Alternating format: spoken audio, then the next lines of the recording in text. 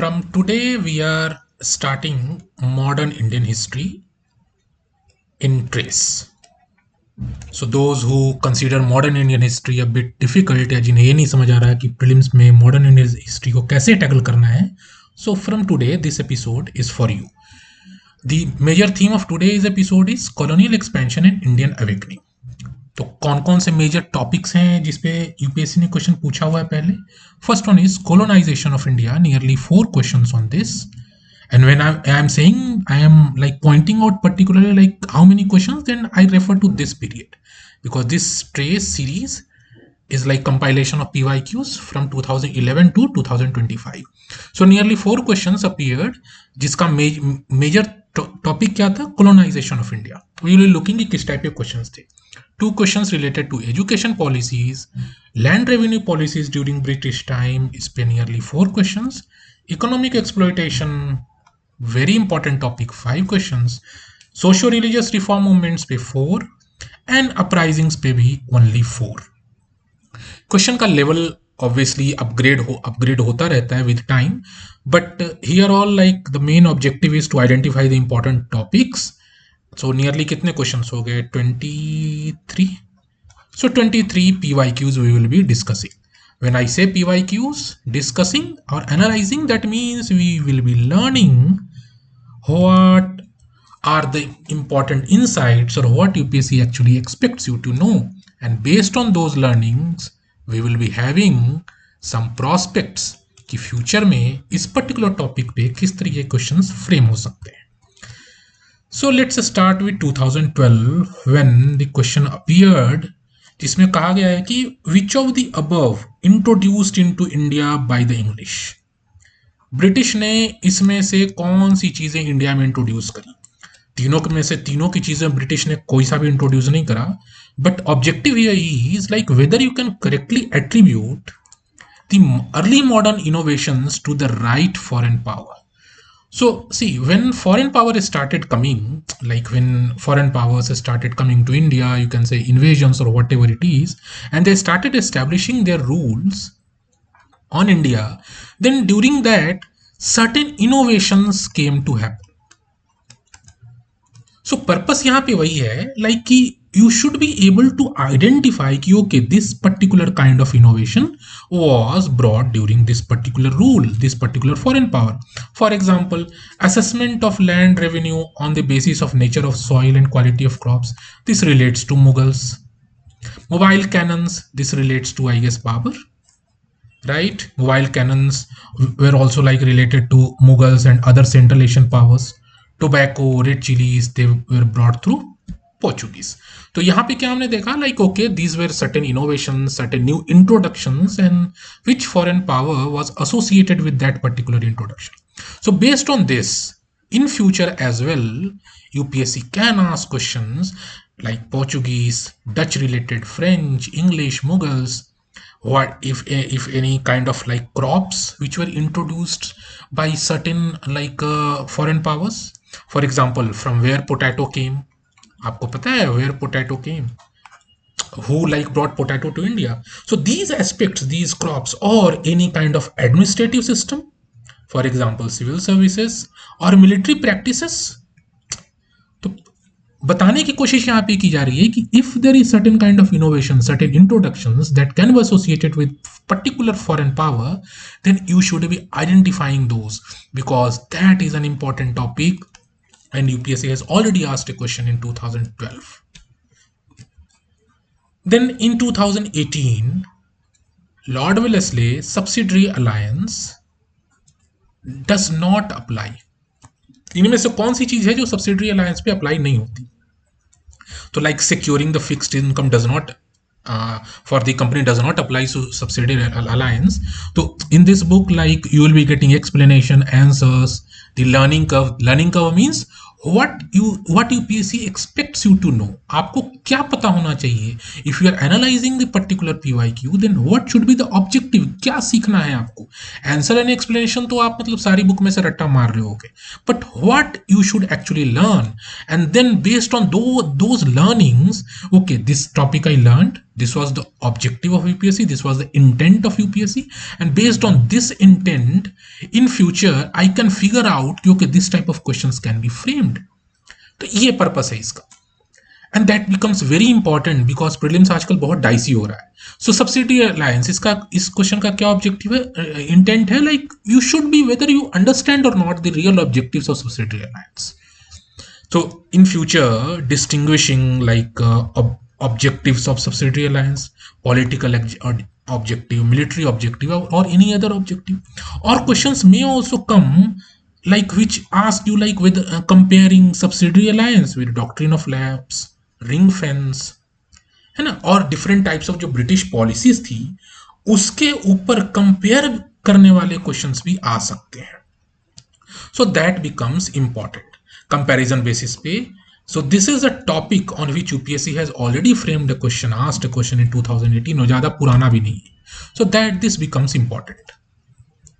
2011 तीन जगह का नाम दे दिया गया है, and it is asking कि which of the following factories of the East India Company located और कब, first quarter of 17th century. तो क्वेश्चन थोड़ा सा डिफिकल्ट हो गया. डिफिकल्ट इसलिए हो गया because it is saying that not 17th century. 17th century तो ठीक है, बट इसका first quarter means 1601 to 1625. This is the first quarter of 17th century. तो एक स्पेसिफिक टाइम फ्रेम दिया गया और उस स्पेसिफिक टाइम फ्रेम में इट इज आस्किंग कि जगह का नाम बताओ, ये कौन सी फैक्ट्री थी जो ब्रिटिश ईस्ट इंडिया कंपनी ने सेटअप करी थी. Question was difficult, but what was the actual intent? It was testing whether you know or whether you can figure out the early English trading geography and not random place memorization. तो हमें ऐसा लगा कि यार random कुछ भी पूछ रहा है, but actually it is not. Actually the test is like initial times में क्या जो इनिशियल के जो मेजर फैक्ट्री एस्टेब्लिशमेंट से, बिकॉज अगर आप देखेंगे तो like British East India Company जो थी that was founded in on like 31st December 1600 इस टाइम में फाउंड हुआ. तो इनिशियल टाइम्स, और ये भी जो देखो आप तो ये भी 17th सेंचुरी है. तो इनिशियल टाइम्स में इनकी फैक्ट्रीज कहाँ कहाँ एस्टेब्लिश थी. So it was not a random question. It was a question which was testing whether you can figure out the early trading geography of the British. Future में match the pair type of questions based on English, Dutch, French factories and their locations.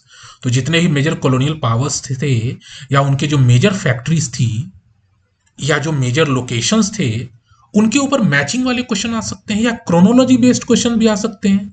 Chronology based मतलब आपको 4-5 places का नाम दे दिया जाएगा और कहेगा कि arrange this in correct chronology, because यहां पे chronology is actually involve in this question. So इस तरीके से you should learn, then only prelims will become doable for you.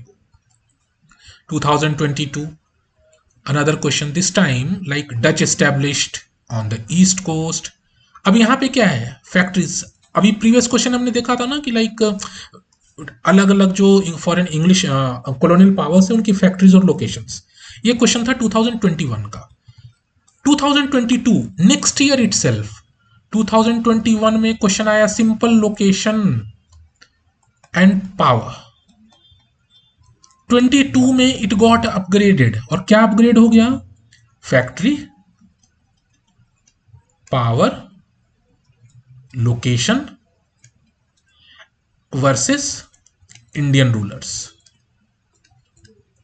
तो ये चीज यहां पे टेस्ट हो रही है और स्टेटमेंट फॉर्म में क्वेश्चन दिया गया डच है, उन्होंने गजपति रूलर से करा, अल्बुकर्की ने गोवा कैप्चर करा बीजापुर सल्तनत से, एंड ब्रिटिश ने मद्रास में जो फैक्ट्री बनाया that was leased from a representative Vijayanagar empire. तो यहाँ पे this is the test like comparative analysis kind of कि okay, even if you remember that this particular factory by this foreign colonial power was established in this location, then can you figure it out who was ruling in that particular region then, which Indian ruler was there, which dynasty was there.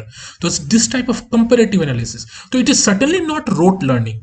कोई factual रटने वाली बात नहीं है यहाँ पे. It is actually comparative analysis, and this is what UPSC is asking you, UPSC is telling you that बच्चे इस तरीके से पढ़ाई कर लो. So like linking European expansion with the correct Indian political authorities. This is the learning curve for you. This is the intent of UPSC, that you should be studying in modern Indian history in this particular way. And this is a topic which has been repeated in 2021, 2022. So this becomes an important topic. In future, what could be the, what kind of questions can come? Matching type of questions between European powers and then the Indian rulers. European power का नाम दे दिया जाएगा, उनके suppose कीजिए major commanders और governor generals का नाम दे दिया जाएगा, और उसके सामने उनके कंटेम्पररी रीजनल पावर्स के नाम दिए जाएंगे. Mark the word contemporary.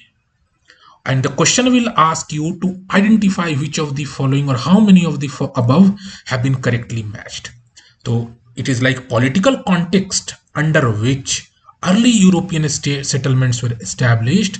That is a very important topic, और इस पे आपको प्रिपेयर करना चाहिए. If you are studying modern history or if you are studying about the colonial powers, then you should be studying this way. Then comes education policies. Education policies पे 2018 में question appeared regarding Wood's despatch. बहुत simple सा straight forward question था कि woods dispatch के बारे में कौन से तीनों में से लाइक ट्रू है ना, which are true. So it is like actual recommendation क्या था वुड्स डिस्पैच का, that is what it was testing. And the trap here was like it was confusing Wood's dispatch with Macaulay Minute, because जो third one was not related to Wood's dispatch, like third one was not related to Wood's dispatch. Okay, तो ये क्या पे purpose क्या था कि it was a kind of trap जहां पे कंफ्यूजन क्रिएट करने की कोशिश की गई between Wood's dispatch and Macaulay's minute. Future में आप एक्सपेक्ट कर सकते हैं कंपैरिजन बेसिस पे statements between Wood's dispatch, Macaulay's minute, Hunter commission can come. अभी तक क्वेश्चन आया नहीं है, फ्यूचर में आ सकता है. या कौन से ऐसे डॉक्यूमेंट्स है which have supported vernacular education versus English education. इस टाइप के questions can B framed in future. Then comes 2018, another question in 2018 related to English education. तो 2018 में ही दो क्वेश्चन आ गए. ये 2018 का जो पेपर था it was a bit more standard level, ये थोड़ा सा ट्रेंड को भी ब्रेक करा था. एक ही साल में मॉडर्न हिस्ट्री से क्वेश्चन आया, दोनों एजुकेशन रिलेटेड, और इसमें भी जो ये है कि चार्टर एक्ट से.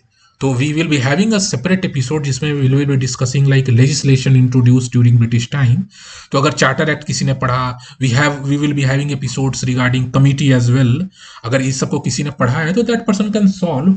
But here the purpose is like कि ओके, इंग्लिश एजुकेशन को थीम बना करके UPSC has asked the question, and the intent is whether you understand the process through which English education emerge in India and not just a single landmark decision. तो है ना, यही test हो रहा है, which of the following led to introduction. तो क्या process था, how English education was introduced in India. अब यहाँ पे this term becomes important for you. It has already appeared in 2018 PYQ, so that's why you should be having a good command over these terms. What actually Orientalist means, what actually Anglicist means. Then in future chronology based questions regarding how education policy involved or role of a specific committees and persons, this type of questions can be asked in future. Then we come to land revenue policy, a very favorite topic of UPSC. इस पे very often questions पूछे गए हैं. It first appeared in 2011 और पूछा जा रहा है कि like कि increased litigation increased after the introduction of land settlement system of Cornwallis. Cornwallis ने जो लैंड सेटलमेंट सिस्टम इंट्रोड्यूस करा, उसके बाद लिटिगेशंस जो है that those increased. What was the reason for this like for this increased litigation. और तीन option दे दिए गए और चौथा दे दिया गया, तीनों में से कोई सा भी नहीं है. Answer is D. Answer and an explanation is also covered in this book. So like this book will be having learning curve for you, where you will be like getting what is the intent of UPSC. Then there will be answer and explanation of that particular PYQ. Then you will be having prospects as well. Okay, based on this topic, based on this intent, what could be the future questions. And then you will be having practice MCQs as well. All these are covered in this book, a very important book which is going to be a trendsetter, going to be a disrupting factor for your prelim success. So this question is like testing whether you can link administrative reform to its unintended social consequences. In future, question can come like social and legal consequences of permanent settlement, because Cornwallis से related है तो permanent system पे और questions future में बन सकते हैं. So this becomes important और आपको इस तरीके से इसकी तैयारी करनी है. अनदर क्वेश्चन अपीयर्ड इन 2012 और इस बार आया रियोतवारी सेटलमेंट से. इसके पहले वाला permanent settlement, then came ryotwari settlement, and like इनमें से कौन सा है वो करेक्ट है with respect to ryotwari settlement. तो 3 स्टेटमेंट दे दिए गए, इट इज आस्किंग बता दो कौन सा इसमें से सही है. So like whether you understand the core mechanics of Rayotwari settlement or not, this is the intent of UPSC and this is the learning curve for you. You should understand कि okay, if I am studying about Rayotwari system, I should be understanding कि what are its core mechanics, because इस पे already question UPSC ने पूछा हुआ है. Future में comparison basis पे statements can be given to you, और जिसमें सारे लैंड रेवेन्यू सेटलमेंट्स का नाम रहेगा, और statements can be given, confusing statements actually, on ownership, intermediaries and assessment methods, and which land revenue system required periodic resurvey and reassessment. तो कहने का मतलब कि whatever land revenue settlements you are studying, you should be having its basic understanding about who owned the land, who were the intermediaries, how was the assessment done, whether there was a system of resurvey and reassessment. So land revenue policies during the British time is a very important topic, and you should be preparing this topic in this way. 2017, again Rayotwari settlement, and the question is asking which of the following was associated. तो what is the intent? यहाँ पे 3 नाम दे दिए गए आपको officials के, और कहा जा रहा है कि बताओ इसमें से कौन एसोसिएटेड है. That means UPSC expects that you should be knowing administrative systems and the officials associated with that particular administrative system. तो चाहे वो लैंड रेवेन्यू सिस्टम हो और उसके आर्किटेक्ट्स कौन थे, हो सकता है आपसे जुडिशियल सिस्टम या सिविल सर्विसेज और उसके आर्किटेक्ट्स के बारे में भी पूछा जाए. When I use the word architects, that means the associated officials या गवर्नर जनरल या कोई भी या कोई committee. So that becomes actually important for you, because this kind of question has appeared कि सेटलमेंट आया और उससे रिलेटेड ऑफिशियल कौन था. So you should be preparing this way. So this type of topic becomes very important. So this way you are making actually an approach, and this book of mine will actually help you build the approach, the required approach, which is like very, you can say, very basic stuff. Without this approach you cannot clear prelims में अगर आपको अच्छा करना है, then you should be having the basic approach, and that is what is this book all about, जिसके लिए I have worked a lot. 2024, very recently question appeared regarding revenue collection of Cornwallis. तो अब क्या है, इसके पहले हमने देखा कि इन 2017 एक दे दिया गया एंड इट आस्क कि कौन सा ऑफिशियल्स एसोसिएटेड थे. In 2024 it is like giving you, ये क्लियर कट आपको एक स्टेटमेंट दिया जा रहा है एंड इट इज आस्किंग कि okay, so this way ryotwari settlement है, सॉरी कॉर्नवालिस है, और इसका क्या पर्पस था, किस चीज से एसोसिएटेड था. So this is the intent. Then we like separate policy features from personalities and avoid mixing different revenue systems. तो इंटेंट इज लाइक कि आपको पता होना चाहिए, यहाँ पे कॉर्नवालिस दे दिया गया और नीचे कॉर्नवालिस को रयतवारी से कनेक्ट कर दिया गया, तो ये स्टेटमेंट तो ऐसे ही रॉन्ग है. तो ये तब पता होगा जब आपने उस लेवल पे अपनी पढ़ाई करी हुई है. तो आपको मतलब सेपरेट जो पॉलिसी, डिफरेंट जो पॉलिसीज हैं उसकी फीचर्स को आपको सेपरेट करना आना चाहिए. एसोसिएटेड पर्सनैलिटीज के बारे में आपको पता होना चाहिए. And if statement comes which mixes all these, then you should be able to figure it out. So again future में भी क्वेश्चन अपीयर हो सकते हैं जिसमें कंपेयर करने वाले क्वेश्चन आ जाए, स्टेटमेंट आ जाए, कंफ्यूजिंग स्टेटमेंट आ जाए, जिसमें परमानेंट के फ्यूचर या ऑफिशियल्स को रियतवारी में इंसर्ट कर दिया जाए, रियतवारी वाले को महालवारी में इंसर्ट कर दिया जाए. और परमानेंट और रियतवारी पे क्वेश्चन आ चुका है, महालवारी पे अभी तक नहीं आया है. चांसेस हैं कि इन फ्यूचर में Mahalwari becomes important for you. Then economic exploitation, a very favorite topic of UPSC. Even in mains और प्रीलिम्स दोनों में बहुत क्वेश्चन इससे आए हुए हैं. 2011 first appears a question regarding home charges, और क्वेश्चन पूछा कि होम चार्जेस में इसमें से कौन कौन सा इंक्लूड है या नहीं. So like it is testing whether you understand what exactly was covered under home charges. और होम चार्जेस क्या है, उससे रिलेटेड चीज हो गई ड्रेन ऑफ वेल्थ थ्योरी. तो ये दोनों चीजें आपके लिए इंपॉर्टेंट है कि नहीं, दोनों आपके लिए इंपॉर्टेंट है. अब you should be like understanding कि what exactly was covered under home charges, distinguishing home charges from other forms of economic drain is a possibility that in future at upgraded level of question can come, जिसमें again आपको different forms of economic drain जो है उसके ऊपर statement या features दे दिया जाए, points दे दिए जाए और पूछा जाए बता दो कौन सा इसमें ड्रेन ऑफ वेल्थ थ्योरी का पार्ट था और कौन सा होम चार्जेस का पार्ट था. Like purpose is like you should understand क्योंकि आपको क्लैरिटी के साथ चीजों को पढ़ना है. 2018 results of British rule in India in the 19th century. Economically क्या चीजें हुई इन इंडिया में because of the British in 19th century, और चार चीजें दे दी गई like export of Indian handicrafts increased, growth of number of Indian owned factories, commercialization of Indian agriculture and rapid increase in the urban population.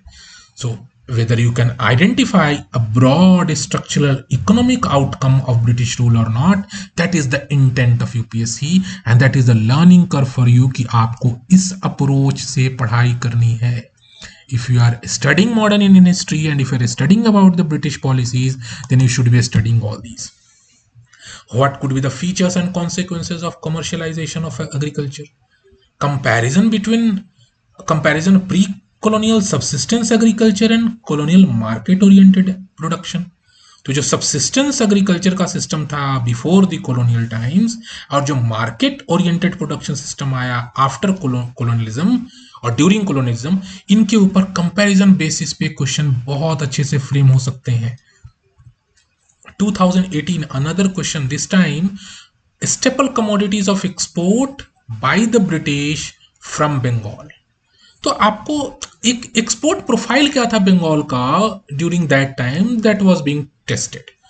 अब match the pair type question आ सकते हैं जिसमें reasons and their major export commodities, एक जगह reason दे दिया जाएगा और दूसरे side export commodities and which of the above are correctly matched. And then like which commodities drove Bengal's strategic importance? Why were the British were attracted towards Bengal? क्या reason था उनके बंगाल अट्रैक्शन का? और because of certain commodities, because of certain features, you should be learning that. 2020 industrial revolution आया, तो like impact of industrial revolution क्या हुआ in India during the first half of the 19th century. एक चीज आपको समझ में आ जानी चाहिए अभी तक कि a while ago when we were studying about factories established during by colonial powers, तो वहां पे भी ना अर्ली 17th सेंचुरी ऐसा कुछ मेंशन किया हुआ था और यहाँ पे first half of 19th century है. तो पर्पस क्या है कि एग्जैक्ट ईयर नहीं पूछा जा रहा, बट एक रेफरेंस पीरियड पूछा जा रहा. So even if you are not able to memorize the exact years in modern Indian history, you should at least be having the reference period. You should be having the ability to figure out कि contemporary times में क्या था, ये figure out करने आना चाहिए आपको. If you are able to do that, then this modern history will become very easy for you. So like whether you can identify the immediate and direct impact of industrial revolution in colonial India. तो industrial revolution तो British का European context में था, but उसका India पे क्या impact पड़ा in future, like long term short term impacts of industrial revolution या टैरिफ पॉलिसीज किस तरीके की अडॉप्ट हुई by the British to like support Indian or British manufacturers. What was the timeline of railways, industries and technology transfer in colonial India? Because all these were like distantly related to industrial revolution. चाहे railways, industries की बात हो, technology की बात हो, these were distantly related to industrial revolution. तो industrial revolution के ऊपर more questions, industrial revolution and its connection with India, that becomes a very important topic for you. 2020 question comes again देखिए यहाँ पे it is mentioning 20th century. तो what we actually this is like a confirmation, क्योंकि आपको reference period आना चाहिए। अब इस तरीके से ना किसी ने आपको बताया नहीं होगा अभी तक। Everyone is selling their books on PYQs and they're like copy pasting all the explanations and all the answers, but people are like trying to mug everything up, और अगले बार प्रीलिम्स में क्वेश्चन कुछ अलग लेवल का आ जाता है। But it is not random, questions are certainly not random, it is there is actually a pattern, एक डिसेंट सा पैटर्न है हर चीज पे। And that pattern if you can like pick that pattern then you can build your approach. और अगर आपने ये अप्रोच बना लिया then your prelims becomes very very doable and very very easy. And that is the purpose of this book. when I keep saying that this book, then this book of mine which I am working for a very long time on this book, and this book is like gives you the learning curve कि भाई particular question, हर question के ऊपर learning curve मिलेगा आपको, so that you can figure out कि okay intent ये है UPSC का, और हर क्वेश्चन का एक्सप्लेनेशन और आंसर भी मिलेगा, एंड हर क्वेश्चन का आपको प्रोस्पेक्ट्स मिलेंगे कि फ्यूचर में किस तरीके के क्वेश्चन बन सकते हैं। And based on those prospects you will also be getting MCQs in that book, because हम सब कुछ I cannot keep add everything in this video, so that's why I have kept MCQs separately for the book. So back to the question, 2020 में 20th century में like indigo cultivation को connect किया 20th century के, क्यों decline हुआ, what was the reason. So if you are studying modern Indian history तो आपको पढ़ा होगा इंडिगो का कल्टीवेशन डिक्लाइन हुआ। तो why is the question, why it declined. So economic and social reasons behind decline of Indigo cultivation. Future में Indigo की जगह हो सकता है जूट या ओपियम पूछ दिया जाए, या different kinds of agrarian movements पूछ दिया जाए, like how they were directly affected by colonial export crops, है ना। तो क्रॉप्स का different kinds of agrarian like you can say colonial crops या एक्सपोर्ट बेसिस पे या प्लांटेशन क्रॉप्स, और उनके डिफरेंट लेवल पे इम्पैक्ट्स, और उनके आप कह लो डिफरेंट लेवल पे connections with respect to movements, with respect to the economy, इस तरीके की चीजें ना। You should be like exploring that in that way, like you can like catch the nerves of the UPSC. 2012 now we will come to reform movement, socio religious reform movements। 2012 question appeared, Brahmo Samaj के बारे में is correct. कौन सी चीज ब्रह्मो समाज के बारे में correct है। So intent is like whether you can identify the reformist principles of the Brahmo Samaj. यहाँ पे ट्रैप क्या है ना कि it is trying to make it confusing by giving some features of other socio reform movements, and like उसे mix कर दिया गया ब्रह्मो समाज से, तो ताकि लोगों को कंफ्यूजन हो जाए, लाइक कि it popularized doctrine that Vedas are infallible. This was not the like objective of Brahmo Samaj. Brahmo Samaj किसने, Raja Ram Mohan Roy. So like 1 and 2 only is the correct answer, because Brahmo Samaj did not uphold infallibility of the Vedas. Future में आपसे compare करने वाले question आ सकते हैं ब्रह्मो समाज, आर्य समाज या अदर रिफॉर्म मूवमेंट्स, और ऐसे ही आपको 3 स्टेटमेंट दे दिया जाएगा। 2 statement will relate to Brahmo Samaj, 3rd statement will relate to Arya Samaj, 4th one will relate to Jyotiba Phule, और इस तरीके से the UPSC will test you whether you can identify the key reformist principles और not. 2016 very simple question, direct question, Satyashodhak Samaj. Simple सा question, Satyashodhak समाज किससे related था, basic सी understanding वाली है। बट यहां पे भी पर्पस क्या है, weather you can correctly associate the reform movements with their founders and objectives. आप ये कर सकते हैं कि नहीं कर सकते हैं, that is the test. Because यहां पे तो सिंपल ही पूछा गया है ना। तो इसका answer is like anti caste movement in Maharashtra. तो what is Maharashtra, this is a kind of region, है ना। यहां पे भी बिहार, यहां पे गुजरात, यहां पे Punjab, and all are regions. हो सकता है फ्यूचर में आपको लाइक दे दिया जाए उसके ऑब्जेक्टिव्स या उसके फाउंडर्स से रिलेटेड, है ना। तो founders, regions, objectives of 19th century reform movements, ये चीजें आपके लिए बहुत इंपॉर्टेंट है। And all these are like very favourite topics of UPSC. और ये क्वेश्चन भी कब का है, बहुत ज्यादा पुराना है, 2016 का ही है, हार्डली 10 years ago। तो this type of questions can come. बहुत recently 2020 question appeared regarding Rukhmabai case. अब ये केस आपने सबने पढ़ा होगा, बट एक्चुअल इंटेंट क्या था उस केस का? What were the legal and social dimensions of the Rukhmabai case? Like future में जैसे आप पॉलिटी में पढ़ते हो ना, लैंडमार्क जजमेंट्स, लैंडमार्क केसेस, तो कॉलोनियल टाइम में भी तो लैंडमार्क केसेस थे। Have you ever thought this way that there would be landmark cases during colonial times as well? तो उसके बारे में आपको पढ़ना है, that is the intent। Future में आपको role of such cases and reform movements, एक particular case and which social evil it was trying to target, इस तरीके के कंपैरिजन बेसिस पे क्वेश्चंस या confusing trap based questions can be asked. Last year question आया 2025 में, again kind of very easy question, self respect movement and like कौन इनके जो है फाउंडर है। तो इफ समवन लाइक अभी हमने यहाँ पे देखा था ना, like Satyashodhak Samaj, this question was based on region basis and in that we analyse क्योंकि हमें फाउंडर, रीजन, ऑब्जेक्टिव सब पढ़ना है। अब here it comes self respect movement, और यहाँ पे क्या पूछा जा रहा है? फाउंडर। तो व्हाट इज द इंटेंट कि जितने भी different kinds of socio religious reform movements हैं, उसके फाउंडर्स, कौन सी रीजन में एक्टिव था, what were its major objectives, और अगर फाउंडर से रिलेटेड कोई मेजर लिटरेचर है या नहीं है ना। तो these things become very important, these are actually very favourite topics of UPSC. And आपको और डिफरेंट भी अलग अलग तरीके के रिफॉर्मर्स हैं, उनके बारे में भी you should be study. Now comes uprisings. बहुत अच्छी चीज आपको पता चलेगी अपराइजिंग में। अभी we will learn in 2011, again it is saying 19th century. तो अगेन यहाँ पे एक रेफरेंस पीरियड दिया जा रहा है ना, 19th century, not giving any like particular year. और उसमें पूछा जा रहा है कि ट्राइबल इंसरेक्शन हुआ 19th सेंचुरी में, तो कॉमन फैक्टर क्या था उन सारे ट्राइबल इंसरेक्शन के पीछे? So like whether you can identify the underlying causes that led to tribal uprisings or not.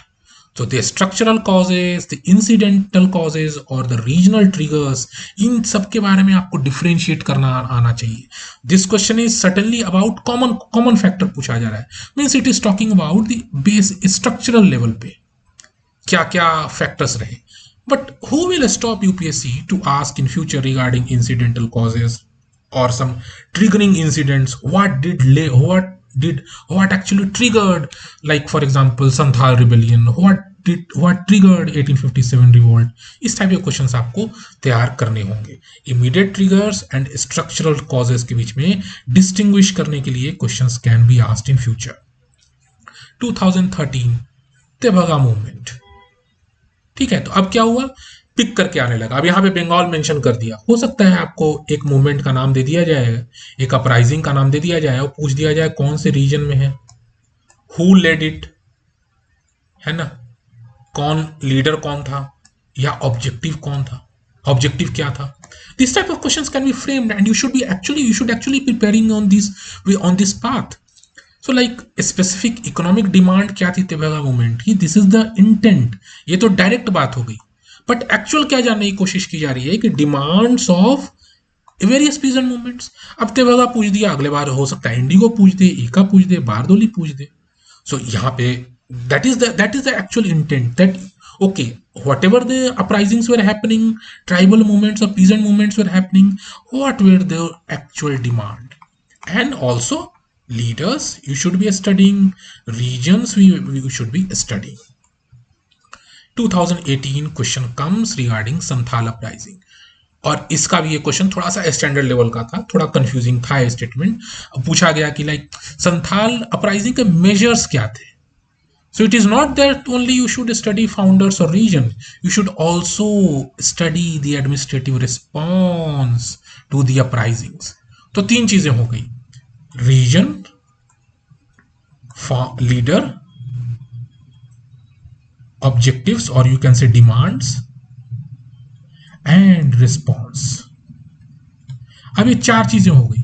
कोई सी अपराइजिंग आप पढ़ रहे हो, whatever uprising you are studying, you should focus कि okay if I studied this particular, for example Kol uprising, Kol revolt, then if you studied it, then do you know which region it was active, who was the leader who like instigated it, what were the major demands of the coals, and what was the response of the British to crush the coals.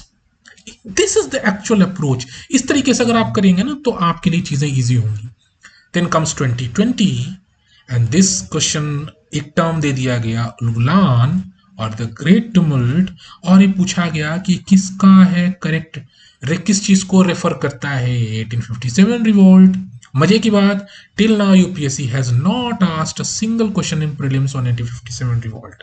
तो important 1857 revolt है, future में आ सकता है because यहाँ पे statement में मतलब option में इंसर्ट करा हुआ है, but it is important for you कि आप इस चीज को समझ लें कि 1857 रिवोल्ट पे अभी तक क्वेश्चन नहीं आया है. तो इंपॉर्टेंट क्या है, जो रीजनल या लोकल लेवल के पीजेंट या ट्राइबल जो अपराइजिंग्स हैं, they are actually very important in comparison to like 57 revolt. इसका मतलब ये नहीं कि 57 रिवोल्ट को छोड़ देना है, बट प्रायोरिटी बेसिस पे आपको इसको रखना है बिकॉज इस पे क्वेश्चन आया है, और 1857 को तो करना ही है because that has appeared in this option. So it is like whether you can associate the regional tribal uprisings with their local names and leaders.